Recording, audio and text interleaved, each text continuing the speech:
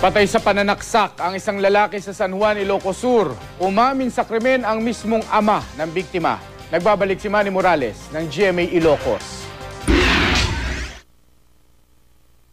Sa loob ng bahay na ito sa Barangay Barbar sa San Juan, Ilocos Sur, pinagsasaksak hanggang mamatay ang 33 gulang na si Jansen Jimenez. Ang aminadong may gawa nito ang mismong ama ng biktima. Nagawa raw niya ito dahil sa madalas daw na panggugulo ng biktima tuwing nakakainom. Di simang po. Yun na ako natakanay pero nga karyaran. Tinabat na. Nagtamo ng 4 na saksak sa ulo ang biktima. Sumuko naman sa pulisya ang suspect pero wala balak magsampa ng kaso ang asawa at mga kaanak nila. Sir? Dakuray da kami mo sir ko probukaran na kami makakanayon ng mga kainom.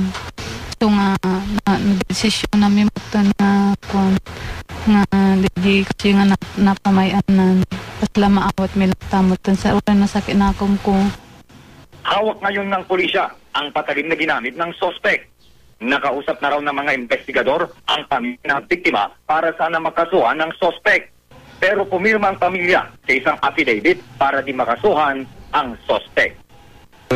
Kinapatang dito, ito naman pala pila milata.